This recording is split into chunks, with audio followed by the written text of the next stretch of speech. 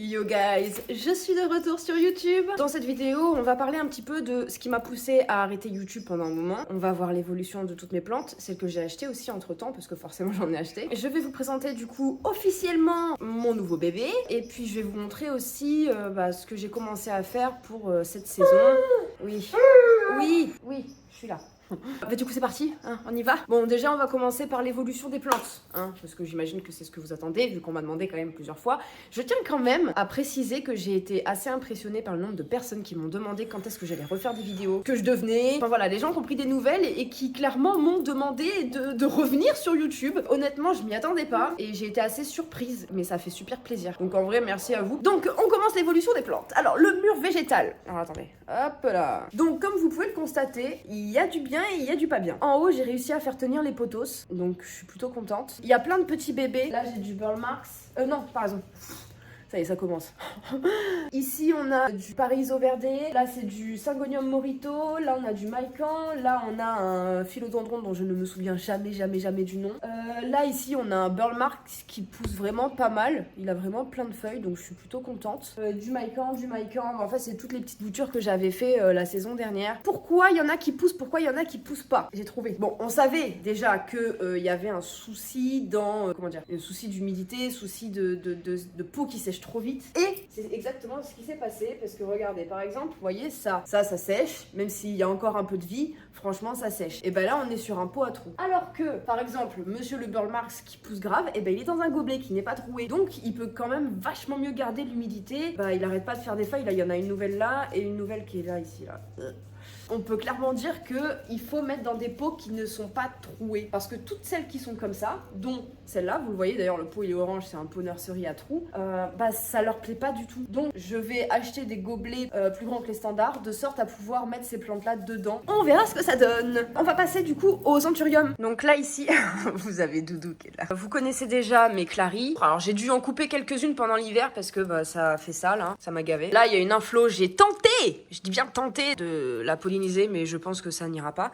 Oh ouais, Hades, arrête. Entre temps, vous savez que j'avais fait mon unboxing Aquagenera et ça c'en est un. Je sais plus ce que c'est d'ailleurs comme truc. Je crois que c'est un Bessaeaf X, je sais plus quoi. Alors pourquoi elle est comme ça? Parce que j'ai mon chien qui est très brutal et en fait en jouant avec son jouet, il lui a mis un gros coup quand elle était en train de pousser. La feuille n'était même pas encore sortie, mais elle s'est solidifiée comme ça et elle a poussé avec son trou. Mais elle est magnifique, elle est plus grande que les autres, elle est grave résiliente. J'ai commencé à sortir certains de mes bébés, comme ce Silver Blush qui a bien grandi. J'ai un autre anthurium ici. Il a une sale gueule parce que j'ai eu une infestation de trips dans la boîte où il y avait les bébés. Donc du coup, j'ai pulvérisé du truc. Mais alors ça n'a pas plu du tout aux feuilles du bébé, quoi, clairement. En ce qui concerne ma bibliothèque, qui ne ressemble quasiment plus à une bibliothèque d'ailleurs, je me suis vraiment focus sur les philodendrons parce que, en fait, je me suis découverte une affinité avec les philo et les anthuriums. Et je n'achète plus que ça en fin de compte. Là, ici, j'ai mon squamiferum qui pousse quand même plutôt pas trop mal. Il arrête pas de faire des nouvelles feuilles,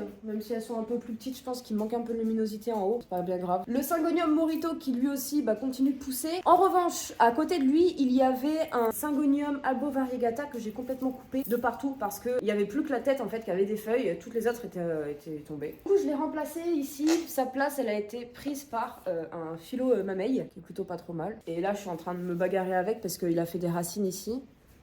Et je veux qu'elles aillent dans la terre. J'essaie de le faire tenir, je le pousse un peu pour qu'il s'accroche dans la terre avec ses racines. Ensuite, j'ai celui-là, le... Comment il s'appelle déjà? Le Mélanochrysum. J'ai eu plein de problèmes avec. En fait, tout ça, ça reste normal. Mais la tige en haut, elle fait des mini-feuilles ou alors elle fait pas de feuilles. Donc elle a poussé de ça, j'ai pas arrêté de la couper, j'ai fait plein de boutures avec, qui sont en train, au fur et à mesure, de donner des petits bébés, hein, mais du coup, lui, il grossit pas, quoi. Donc là, c'est son nouvel emplacement, parce qu'avant, il était là-bas, que je vous montrerai après. Ici, on a le Astatum qui bouge pas, hein. En vrai, ça fait quoi, 2 ans, 3 ans que je l'ai, il a pas bougé. Enfin, il fait des feuilles, mais les feuilles, elles sont comme ça, donc c'est ridicule. Pour faire ça, fait pas de feuilles, franchement. Ici, on a le SP Columbia, qui m'a fait une nouvelle feuille. Oh, ça, c'est sa toute nouvelle feuille. Alors pourtant il était noté comme genre chiant pour faire des feuilles, et il en a fait une nouvelle là, donc je suis trop contente, ça veut dire qu'il se plaît. Mon Gloriosum, d'ailleurs celle-ci c'est sa toute nouvelle et il y en a une autre qui va arriver. Donc voilà, Gloriosum, donc il continue de pousser, il en est à ça 8 feuilles, donc ça va parce que quand je l'ai eu il en avait genre 3 je crois. On a le Pastazanum, celle-ci c'est sa toute nouvelle qui vient d'arriver, donc elle est magnifique, elle est toute brillante encore. Il a une bonne vibe, donc c'est cool. J'ai mon Bullatus. Non, je dis de la merde là. Ça, c'est un Anthurium pendule rilaminum que j'avais eu du coup dans mon unboxing de Quagenera. Et il m'a fait une nouvelle feuille ici. Voilà, on voit les vertes claires par rapport aux autres. Il est magnifique. Ici, je sais plus comment ça s'appelle, c'est genre un agloménéra. Bon, bref, vous avez compris ce que c'est. Ça fait plein de feuilles aussi. Elle est vraiment pas chiante pour le coup comme plante, c'est vraiment cool. Bon, il y a juste ça qui est en train de crisper, mais pas bien grave. À savoir que j'ai arrêté d'acheter des aloes, c'est fini, je n'achète plus jamais d'alocassia. Voilà, je suis en guerre avec elle. Vous allez comprendre pourquoi. Alors oui, j'ai eu beaucoup de problèmes ici. J'ai ma tétrasperma qui ressemble plus à rien.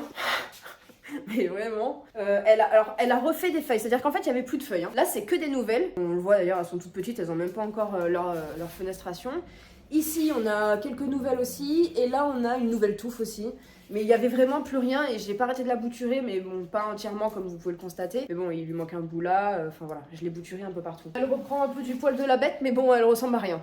La Dansoni qui ne bouge pas, enfin qui bouge pas, elle continue de faire des feuilles, mais... Voilà. Lui qui est en train de se péter la gueule parce qu'il devient de plus en plus lourd, il arrête pas de pousser, voilà, ça c'est que du nouveau, ça arrivé récemment. Derrière j'ai mon Maïkan qui pareil, il arrête pas de faire des feuilles, donc c'est bien. Ici j'ai un bébé Florida que j'ai reçu dans un unboxing plante, je crois, un truc comme ça. Quand je l'ai eu, il avait que des feuilles comme ça. Et là il commence à faire vraiment sa forme définitive, vous voyez. Donc c'est cool, il se plaît bien. Et derrière j'ai la Monstera, je vais vous montrer la Monstera. Vous vous souvenez forcément de cette Monstera que j'ai mis en eau et que tout le monde m'a dit ouais, machin, je sais pas quoi. Bon bref, je vais vous montrer un peu le niveau de racine.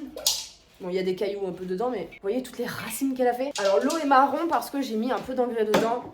Ça va être sa cure d'engrais pendant quelques jours. Et après, je rechangerai l'eau pour mettre de l'eau claire. Cette Monstera, elle a pas pour destination d'aller dans un pot. Elle restera toujours dans son eau. Elle me fait des feuilles. Elle m'en a fait 3 depuis qu'elle est dedans. Donc j'imagine que ça lui convient. Bon, du coup, là, on est dehors. J'ai réorganisé complètement mon espace plante dans ma véranda. Ici, j'ai mis un peu les plantes qui sont malades. Vous voyez, genre, bon, celle-là, elle est pas malade, mais elle me casse les couilles, donc je l'ai mise là. C'est le bébé Frydek en fait. Sachant que la maman Frydek, hein, la plante mère à l'origine, voilà, elle est là-dedans. Parce que son bulbe a pourri pour la énième fois. Et du coup, je l'ai mise dans l'eau et bah en fait, j'ai récupéré son tronc. Donc, vous voyez qu'il n'y a plus le bulbe, juste le tronc et ça fait des racines. Donc pour le moment, je le laisse comme ça et puis on verra pour la replanter plus tard. J'ai 2 Monstera Pérou ou Epiprenum Marble Planet.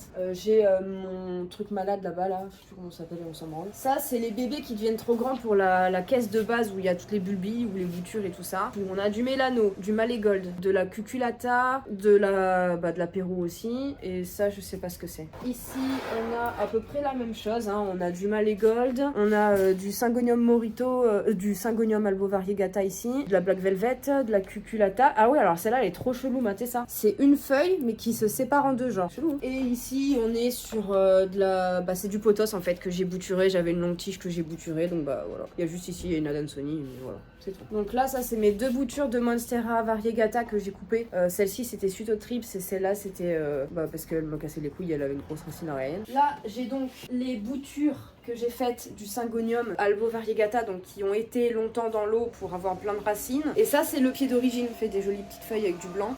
Ici du coup j'ai tous les Anthuriums.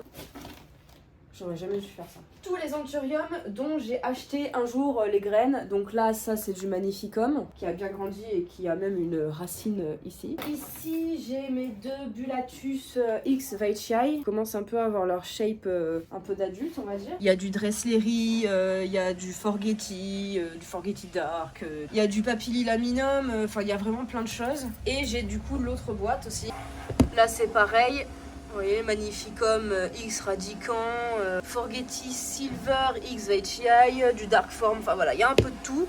Et ici, on a le reste des bulbilles, hein. Ça c'est voilà, il y a même une Jacqueline qui a poussé. Et comme chaque année, je vais faire un potager. J'ai déjà mis tous mes semis dans des boîtes comme ça. Il y a de tout, hein. J'ai planté du poivron jaune, du poivron rouge, 20 variétés de tomates je crois. Que ce soit des cerises rouges, noires, allongées, oranges, jaunes, allongées, rondes, machin bordel et tout. Plus les tomates normales, les noires de Crimée, les marmands, les grappes normales. Enfin bon bref, j'ai fait vraiment plein de tomates différentes. Au fur et à mesure, je les enlève, je les repique dans des pots plus grands. et le reste continue de pousser puisque je replante au fur et à mesure. Je replante au fur et à mesure parce que je souhaite avoir un roulement en fait, qu'une fois que mon pied il a donné, il me faut de nouvelles tomates, vous voyez, donc tous les 15 jours environ, je remets un petit peu jusqu'à là, je vais bientôt arrêter de toute façon de semer parce qu'après il y aura plus le temps pour que ça germe. J'ai des pieds de tomates. Alors j'ai oublié de mettre les étiquettes donc on verra quand ça poussera. Hein, voilà. Ça c'est aussi la tomate mais c'est une autre variété. Il y a eu du vent, ça se voit. Hein. Ça c'est des trucs que j'ai acheté, que j'ai pas fait, que j'ai pas planté moi. C'est des fraises des bois. Là on est sur de la fraise aussi, mais c'est de la fraise Charlotte qui a du coup une chair qui est super sucrée, donc je kiffe trop. Là on a deux betteraves. Ici on a un truc, alors je sais ce que c'est, enfin je sais ce que c'est, donc je sais pas ce que c'est précisément, mais c'est soit du melon jaune, pastèque, courgette, concombre, cornichon, haricots. C'est un de ceux-là. Je sais pas quoi. Je sais que les feuilles ça ressemble à ça, mais voilà, c'est pas. Faut mettre des étiquettes, les gars. Faut mettre des étiquettes. Là, ici, on a quelques poivrons, mais pareil, j'ai pas mis les étiquettes, donc je me souviens pas si c'est du jaune ou du rouge. Et ici, on a du melon charentais que j'ai acheté. J'ai gardé l'étiquette quand je l'ai rempoté parce que sinon, je vais jamais m'en souvenir non plus. Et puis, on attend que le reste germe, pousse, et comme ça, je repiquerai. Sachant que j'ai commandé plein de supports en fait pour pouvoir les mettre bien et gagner de la place. Les sachets suspendus pour les fraises, j'en ai acheté plusieurs. J'ai acheté aussi des trucs suspendus, enfin un peu comme j'ai dans le salon en fait, des sachets suspendus, de sorte à pouvoir mettre peut-être des aromatiques ou des choses comme ça. Et j'ai acheté des gros sacs à patates, puisque oui j'ai des pommes de terre qui sont en train de germer ici dans le pot. Ça c'est vraiment temporaire, le temps que les sachets arrivent, les gros bags là. Je mettrai donc patates douces, patates normales, enfin pommes de terre normales, carottes. Voilà, j'ai acheté tout un tas d'équipements pour gagner de la place et que chaque variété ait son propre truc. J'ai aussi ça là que j'avais acheté chez Lidl il y a je sais plus quand. Peut-être l'année dernière ou l'année d'avant, je me souviens plus.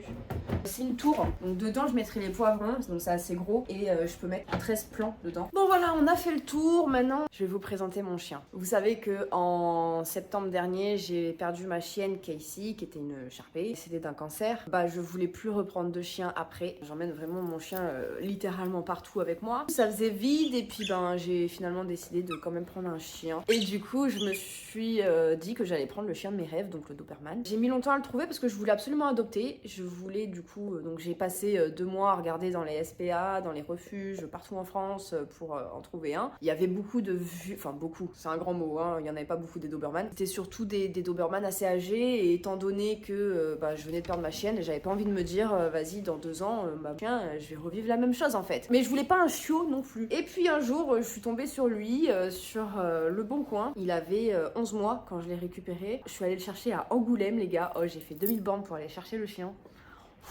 Bon, ça m'a permis de visiter le château de la Rochefoucauld. Mais j'ai fait des bornes pour aller le chercher parce que je le voulais vraiment. J'ai eu un peu un coup de cœur. J'ai parlé genre 1 heure ou 2 au téléphone avec le propriétaire pour savoir un peu comment il se comportait, comment il était dressé. Oui, ma patate. C'est une vraie boule d'amour, il est tout le temps collé à moi. Ça fait 2 mois et demi que je l'ai. Bon du coup j'ai repris son dressage à 0 parce que il connaissait pas grand... Oui, mon bébé. Il connaissait pas grand chose à part assis. Dressage de tout en fait, hein, l'éducation de A à Z clairement. Et puis voilà, du coup ça se passe bien. Enfin bref, voilà, donc je vous présente Hadès, monte ta tête. Oui. Hadès qui techniquement est censé être comme ça, mais du coup les oreilles sont là comme ça. Mais ouais, c'est un vrai pot de colle, il faut toujours qu'ils soient en contact avec moi, que ce soit dans la voiture, que ce soit la nuit. On a trouvé un deal, ma patate. On a trouvé un deal, c'est qu'il s'endort dans son panier. Moi aussi j'ai ma main qui traîne, il pose sa tête dessus. Mais il s'endort dans son panier, mais le matin il a le droit de me rejoindre pour faire un câlin. Alors oui, il est grand, il est très très grand. Alors si tu peux juste éviter de mettre tes fesses dans ma tête, ça m'arrange le yinche. Alors il faut savoir que les Doberman ne connaissent pas l'espace personnel. C'est vraiment typique de la race, hein. Ça c'est... ils sont tous comme ça. Et c'est la raison qui a fait que j'ai un peu stoppé YouTube parce que j'avais pas le temps, il fallait que je me consacre à son dressage. Je dis pas que j'ai plus le temps là maintenant parce qu'en vrai il n'y a rien qu'à changer, hein. Je suis toujours dans son éducation, etc. Le plus gros je pense a été fait. Voilà, là il reste à perfectionner un peu certaines choses, les bases, puis après c'est que du bonus. J'ai créé aussi un Instagram pour lui. C'est plus un genre de blog en fait pour moi, pour avoir des jolies photos de lui ou de nous, d'avoir des souvenirs de tout ce qu'on fait ensemble, etc. Donc il y a un Instagram, c'est Riley and Hadès, si jamais vous voulez aller voir un peu les aventures d'Hadès. Après, qu'est-ce qu'il y a de nouveau aussi? Ah oui, pour la boutique, pour le shop, j'ai décidé, parce que voilà, vous avez été aussi un petit peu nombreux quand même à me demander est-ce que tu peux mettre des gilets, est-ce que tu peux mettre des pulls comme ci, est-ce que tu peux mettre des trucs comme ça. Donc en fait j'ai pris la décision tout simplement de mettre, c'est-à-dire quand bon, la boutique restera telle quelle avec mes supports que moi je veux, mais vous aurez aussi une option sur mesure, c'est-à-dire qu'en fait vous choisissez le design et en fait après vous aurez une sélection de supports qui seront voilà, bah en fait en fonction de ce que le fabricant propose, vraiment plus large. Désolée.